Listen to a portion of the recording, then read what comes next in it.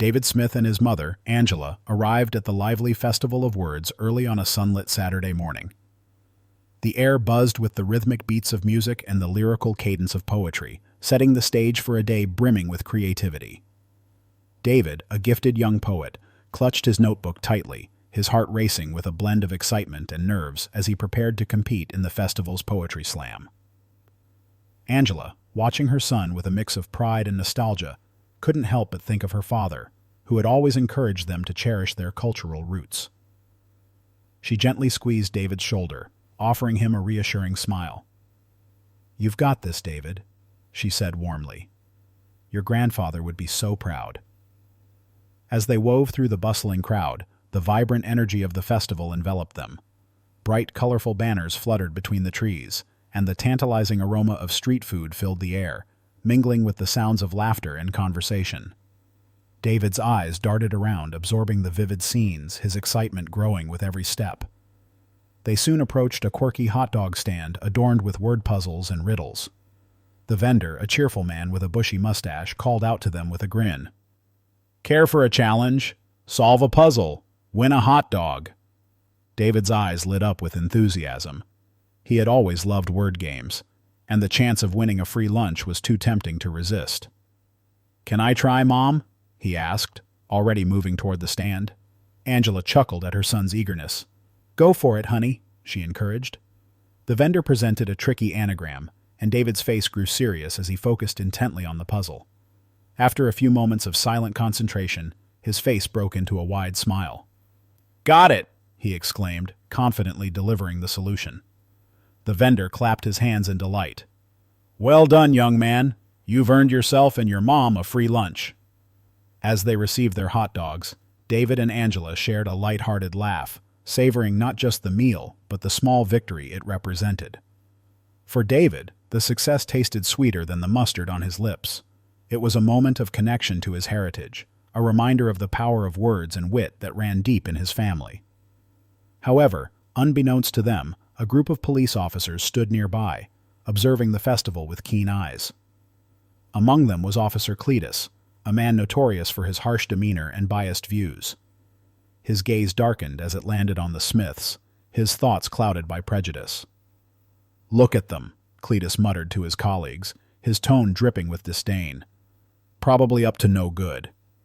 His fellow officers shifted uncomfortably, but said nothing, allowing Cletus to continue his unwarranted surveillance, completely oblivious to the innocent joy David and Angela had just experienced.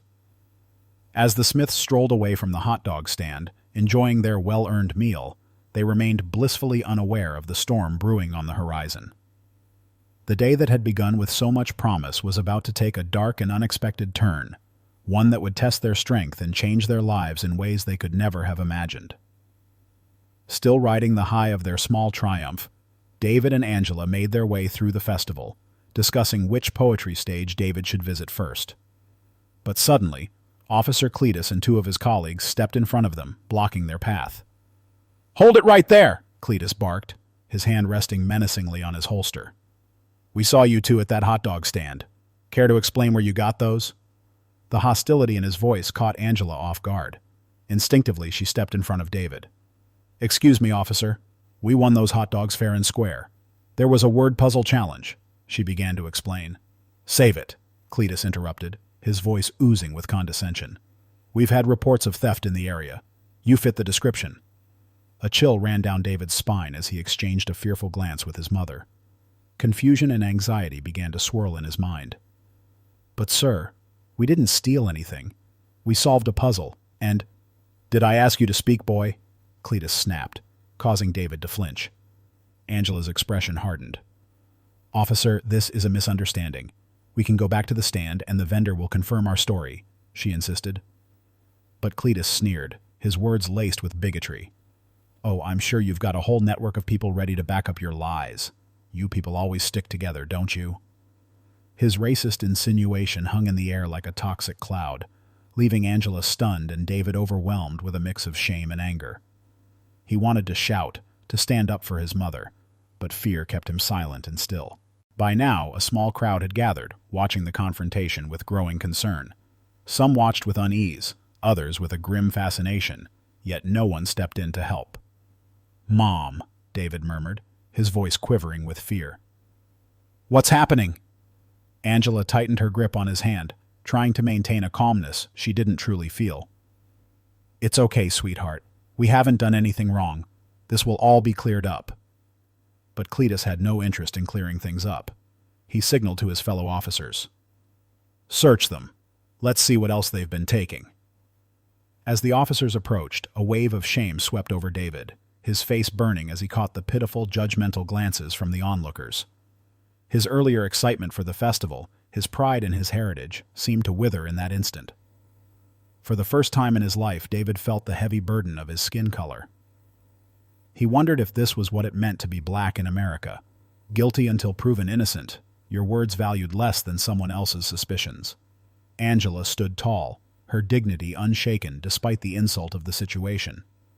"We'll cooperate, officers," she said, her voice unwavering. "But I want it noted that this is both unjust and unnecessary." As they began the search, David squeezed his eyes shut, wishing he could vanish. The joyful festival sounds faded, overtaken by the thudding of his heart and the murmurs of the crowd. What began as a day of celebration had morphed into a nightmare, and David knew life would never be the same again.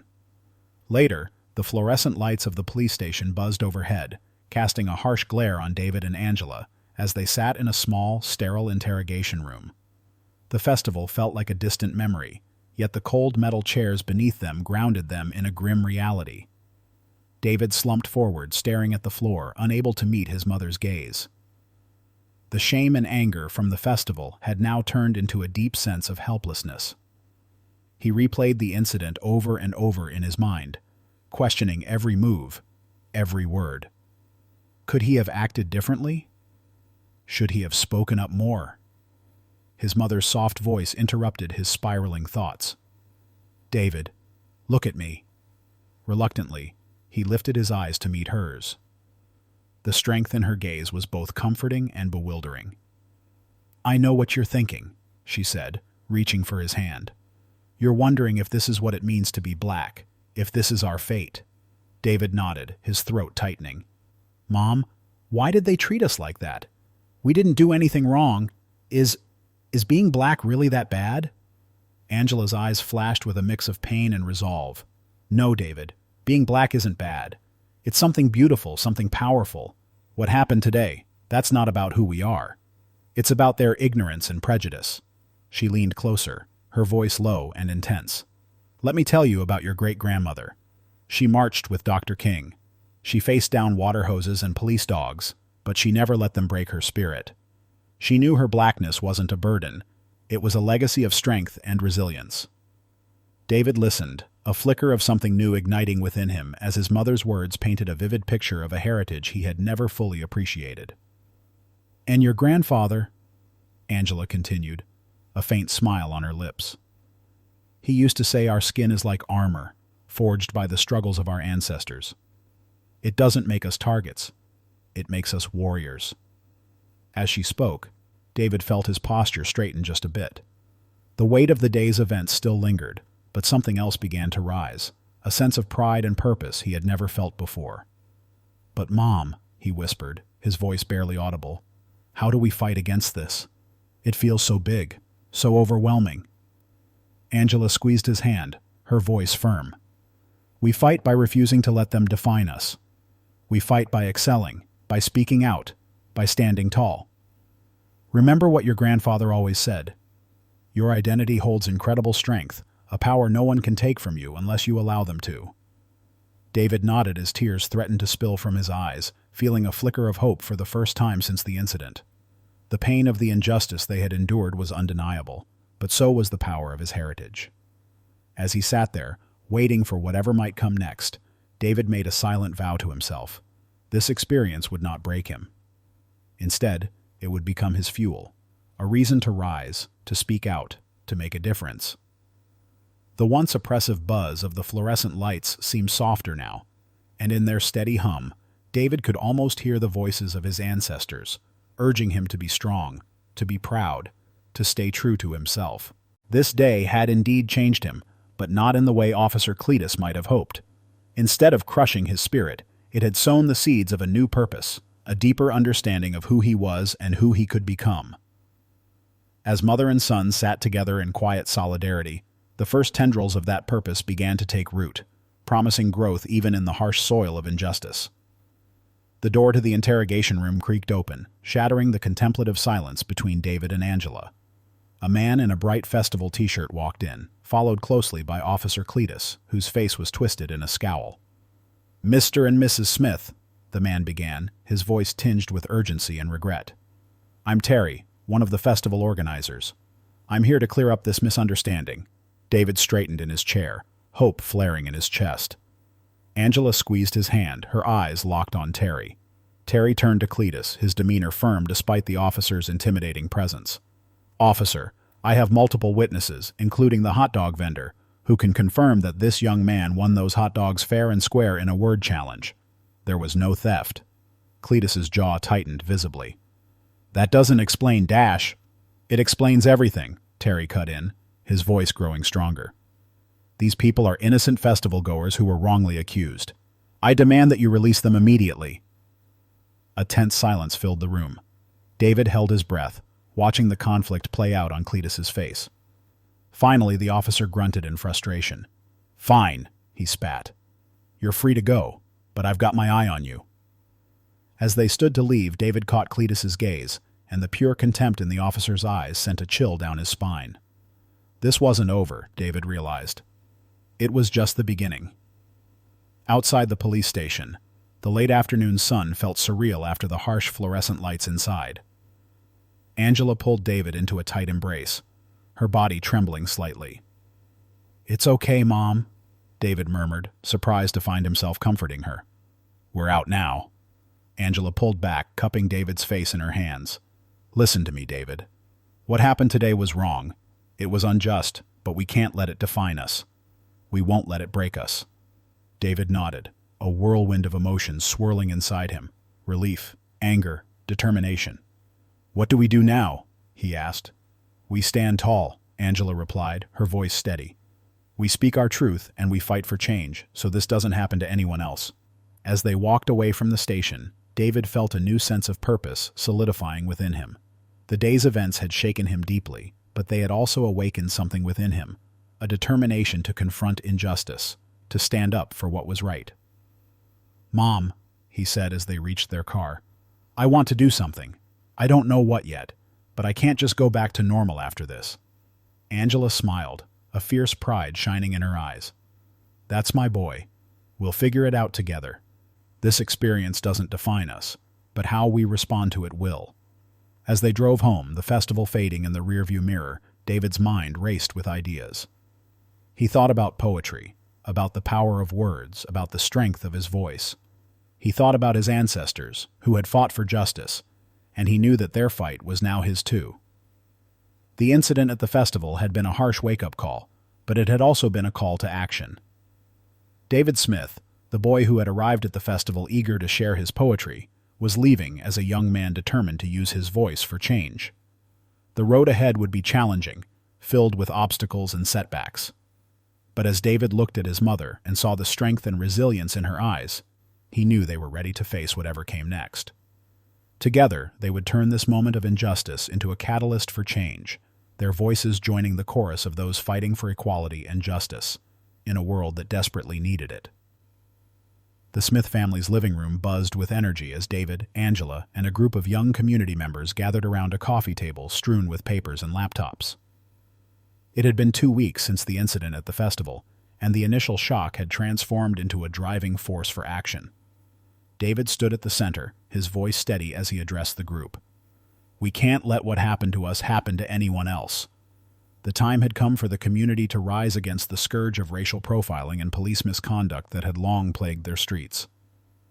The room hummed with agreement, the shared resolve palpable.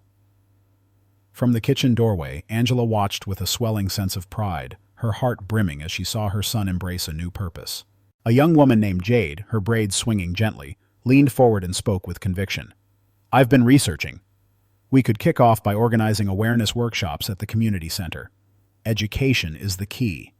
David's eyes sparkled with enthusiasm. "That's a brilliant idea, Jade.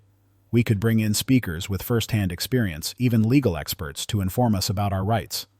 Marcus, fingers darting across his laptop, chimed in. What about a social media campaign? We could flood the platforms with personal stories, statistics, and resources. Let's make sure no one can turn a blind eye.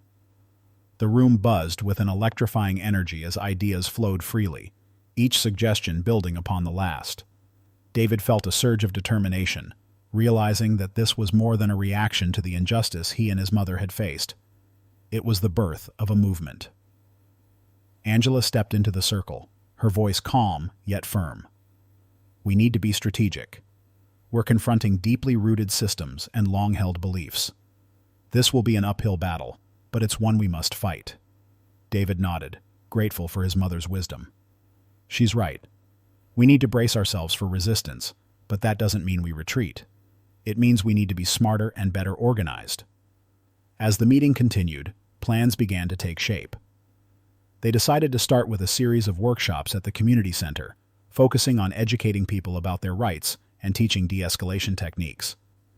At the same time, they would launch a social media campaign to amplify their message and gather support.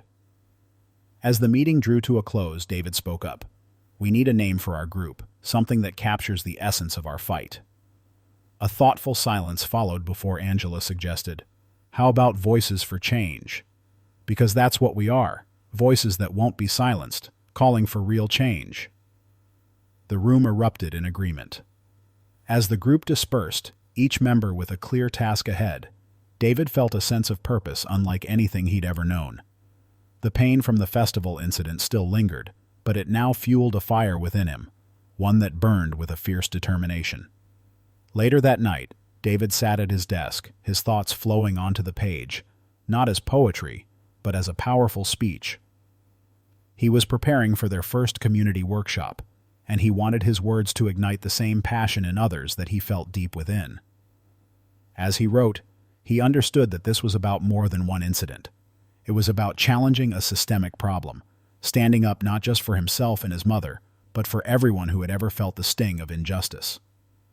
The road ahead would be fraught with challenges, but as he looked at the faces of his new allies and the resolve in his mother's eyes, he knew they were ready for whatever came next. Together they would transform their pain into purpose, their voices joining the growing chorus calling for equality and justice in a world desperate for change. When David finally finished his draft and climbed into bed, he felt a mix of excitement and anxiety about the journey ahead. But more than anything, he felt ready to speak, ready to act, ready to be the change he longed to see in the world. The journey of 1,000 miles begins with a single step, and David Smith had just taken his. A month later, the community center was abuzz with anticipation as people filled the main hall. Posters bearing slogans like "Know Your Rights" and "Equality Now" adorned the walls. David stood behind a podium, heart pounding as he watched the seats fill up. It had been a month of tireless preparation, distributing flyers, crafting social media content, and coordinating with local organizations. Now, as he gazed at the diverse crowd, he felt a mix of nerves and resolve. Angela, sitting in the front row, gave him a reassuring nod. David took a deep breath and began. Good evening, everyone. Thank you for coming. My name is David Smith, and a month ago I was just a kid excited about a poetry festival. Today I stand before you as someone who has faced the harsh reality of racial profiling and injustice. The room fell silent as David recounted the painful incident at the festival, speaking of the fear and anger he had felt. But he also spoke of the awakening that followed. What happened to my mother and me isn't unique. It's a reality many in our community face daily. But tonight, we say it stops here. We're here to educate ourselves, stand up for our rights, and demand change. The audience listened intently as David laid out the goals of their campaign: education, awareness, and action. He introduced the legal experts and community leaders who would speak, highlighting the importance of knowing one's rights and how to assert them safely. As the evening progressed, the energy in the room grew. People shared their own stories, asked questions, and signed up for future workshops. The movement had begun. David felt a wave of hope wash over him as he observed the connections forming and alliances taking shape. But despite the positive atmosphere, he couldn't ignore the skeptical expressions on a few faces. During the Q&A session, an older man rose from his seat, his voice carrying a hint of cynicism. "This all sounds good," he remarked. "But what makes you think a bunch of kids can make any difference? The system's been like this for years." For a moment, doubt crept into David's mind. But then he recalled his mother's words about the enduring strength of their ancestors. Gathering his courage, he stepped up to the microphone. "Sir, I understand your skepticism," he began. "But history has shown that change often starts with the young. Yes, we're just kids, but we're informed, passionate, and unafraid to speak up. And we're not alone. We have the support of our elders, our community leaders, and hopefully, people like you." The man seemed to ponder David's words, nodding slowly. As the session drew to a close, David felt a mixture of exhaustion and exhilaration. They had taken their first major step, but he knew this was only the beginning. As people filed out, many paused to shake David's hand or offer words of encouragement. Yet, despite the positive feedback, David couldn't shake a lingering frustration. He had hoped to see local officials or police representatives at the event, but none had appeared. Sensing her son's disappointment, Angela put a comforting arm around his shoulders. "Rome wasn't built in a day, honey. This is just the start." David nodded, forcing a smile. He knew she was right, but the injustice they had endured still burned in his memory, fueling his impatience for change. As they packed up the event materials, David's mind was already racing with ideas for their next steps. The campaign had begun, and although the road ahead was uncertain, one thing was clear. David Smith and the Voices for Change were just getting started. The seeds of transformation had been planted, and with dedication and persistence, they would grow into a movement that could not be ignored. The community center buzzed with activity as David and his team prepared for their fundraising event. Bright banners hung from the walls, proclaiming messages of equality and justice. Tables were set up, laden with baked goods, handmade crafts, and pamphlets about their cause. As David helped arrange chairs, a sense of pride swelled within him. In the 2 months since their first workshop, Voices for Change had gained considerable momentum. Their social media presence had exploded, even catching the attention of local news outlets. Angela approached, her arms full of donation boxes. "Everything looks great, honey. Are you ready for your speech?" David nodded, patting the folded paper in his pocket. "As ready as I'll ever be. I just hope we can raise enough to fund those Know Your Rights workshops we've been planning." The event was in full swing when a commotion at the entrance drew David's attention. His heart sank as he recognized the figure pushing through the crowd, Officer Cletus. Cletus swaggered into the room, scanning the faces until his gaze settled on David. A sneer twisted his lips as he approached. "Well, well," Cletus drawled, loud enough for everyone to hear. "If it isn't our little rebel, still pretending to be a hero." Anger surged within David, but he kept his composure. "Officer Cletus, I don't recall inviting law enforcement to this event." Cletus chuckled, a harsh, humorless sound. "Didn't need an invitation, boy. Just wanted to see what all the fuss was about. Looks to me like you're just stirring up trouble, seeking attention." The room fell silent, all eyes on the confrontation. David could feel the tension rising, see the fear and anger in the faces of his supporters. He knew he had to handle this carefully. Taking a deep breath, David squared his shoulders and met Cletus's gaze. "This isn't about attention, officer. It's about justice. It's about making sure what happened to me and my mother doesn't happen to anyone else." Cletus scoffed. "What happened to you? You mean when you were caught stealing and faced the consequences?" A murmur of discontent rippled through the crowd. David felt his mother's hand on his shoulder, offering silent support. "We both know that's not what happened," David said, his voice steady. "We were wrongly accused, humiliated, and detained without cause, and we're not alone. Many in this community have faced similar injustices." He gestured to the room, to the faces watching intently. "These people are here because they want change. They longed for a community where every individual was treated with the dignity and respect they deserved, no matter the color of their skin." Cletus' expression darkened ominously. "You're treading on dangerous ground, boy," he warned, his voice thick with menace. "You might think you're making a difference, but all you're doing is stirring up trouble for yourself." The threat was clear. but David stood firm. "If standing up for justice means making trouble, then so be it," he replied without a hint of fear.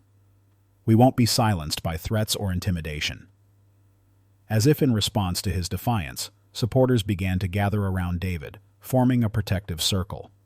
Cletus glanced around, his confidence wavering as he realized he was outnumbered. "This isn't over," he snarled, retreating toward the exit. "You'd better watch your step." With that, he stormed out, leaving the room to erupt in applause. People clapped David on the back, their words of encouragement filling the air. Yet, even as he smiled and thanked them, a cold unease settled in his stomach.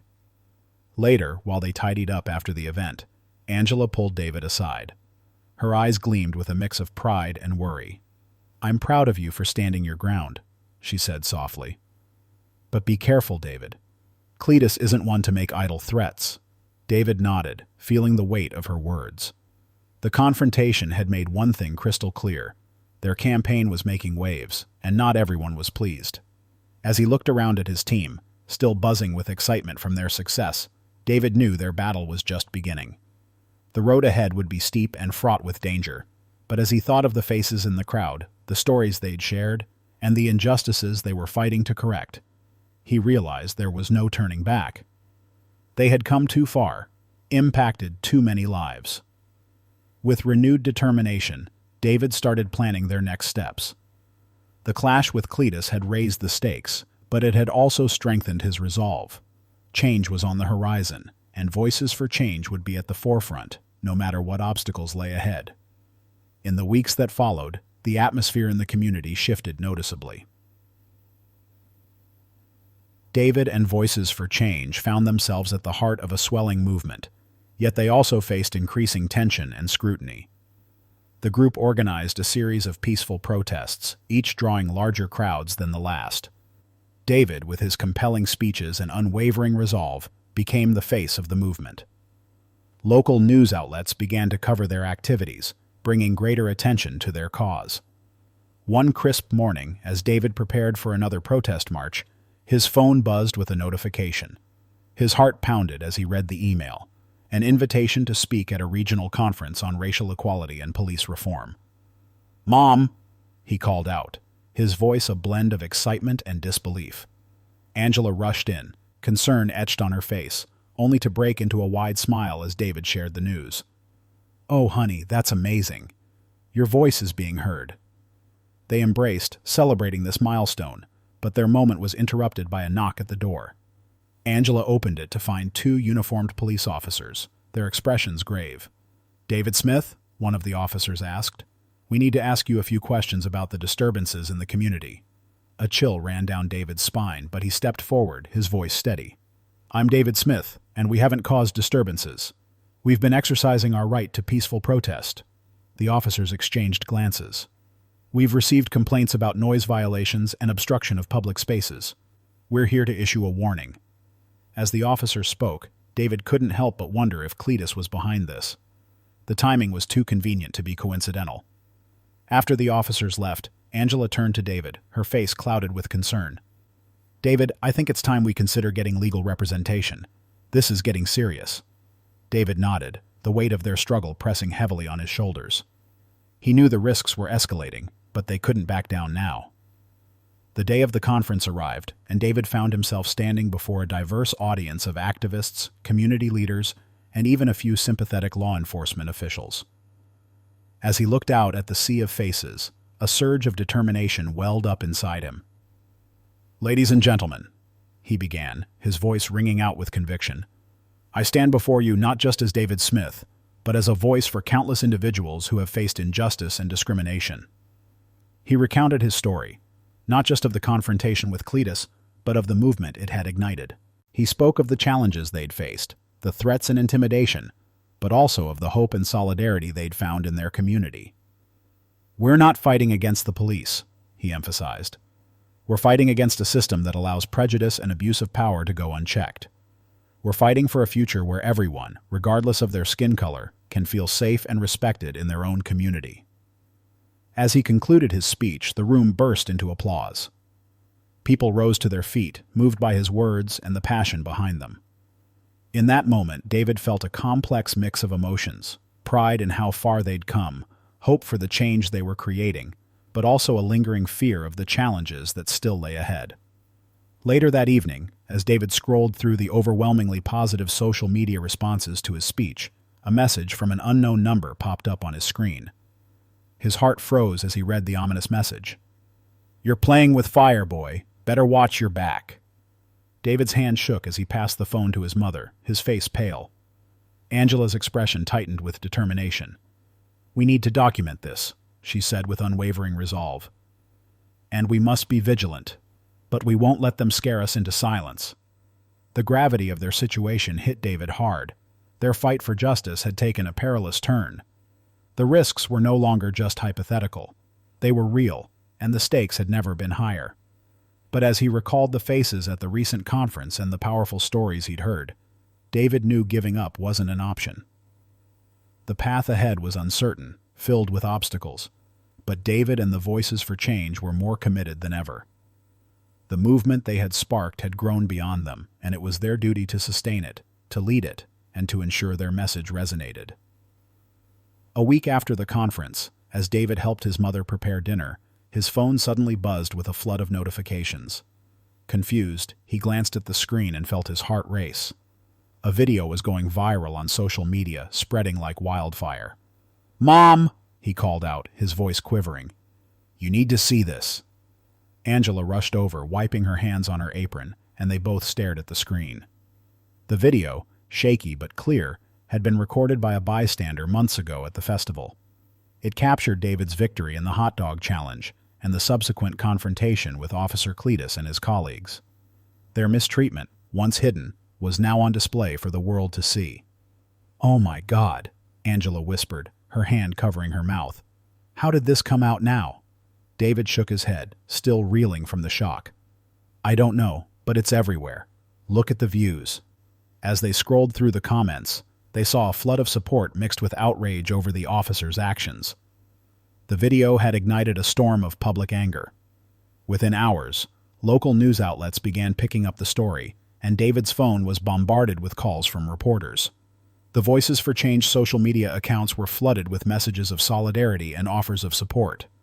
"David," Angela said, her voice a mix of pride and concern, "we need to make a statement. This could be our moment to push for real change." David, filled with a new sense of determination, nodded in agreement. He and his mother quickly drafted a statement, demanding a formal investigation into the incident and broader reforms in police training and accountability. As they released the statement, the story gained even more momentum. National news networks picked it up, and David soon found himself being interviewed on major platforms. "What do you hope will come from this video being released?" a reporter asked. David took a deep breath. "We hope this serves as a wake-up call. What happened to us isn't an isolated incident.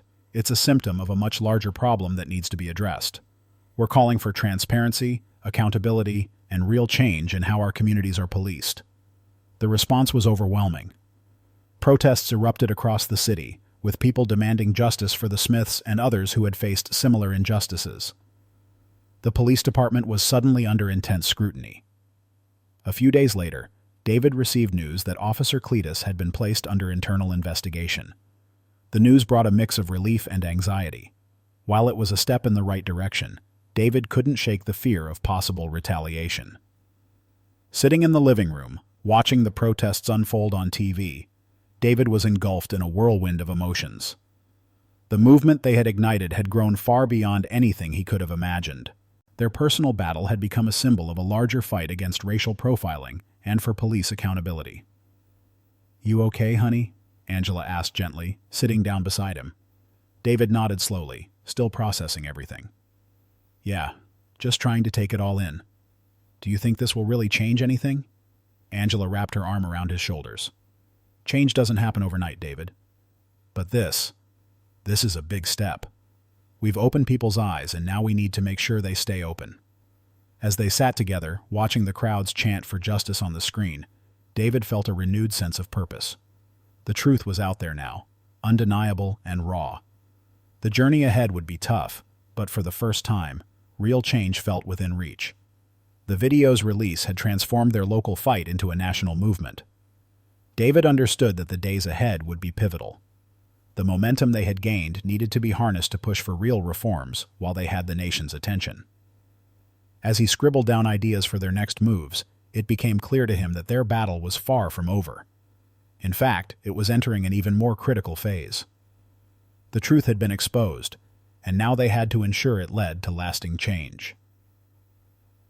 The weeks following the video's release were a whirlwind of activity, with David and the Voices for Change thrust into the heart of a national debate on police reform and racial justice. As the internal investigation into Officer Cletus progressed, more stories of his misconduct emerged. One morning, David awoke to breaking news. Officer Cletus had been suspended pending a full investigation. Reports suggested a troubling pattern of racist behavior and abuse of power that extended far beyond the incident with the Smiths. David sat on the edge of his bed, a flood of emotions washing over him. Relief, yes, but also the daunting realization of the work that still needed to be done. As he headed downstairs, he found Angela in the kitchen, her eyes fixed on her tablet. "David," she called out, her voice trembling with excitement. "You need to see this." Leaning over her shoulder, David read the email from the mayor's office. It was an invitation to join a newly formed task force on community policing and racial equity. "They want your input on policy reforms," Angela said, her eyes gleaming with pride. "Your voice is being heard at the highest levels now." A wave of determination surged through David. This was his chance to effect real change, to transform the movement's energy into tangible actions. The following months were a blur of meetings, public forums, and intense discussions. David found himself working alongside community leaders, legal experts, and progressive police officials committed to reform. As summer faded into fall, the first set of policy changes was announced. New training programs on racial bias and de-escalation techniques were rolled out for all officers. An independent review board was established to investigate complaints of police misconduct. The city also pledged to invest in community programs aimed at building trust between law enforcement and minority communities. On a crisp autumn evening, David stood before a crowd in the same park where the festival had taken place months earlier. But this time he wasn't there as a poet competing in a slam. He was there as a recognized leader and advocate.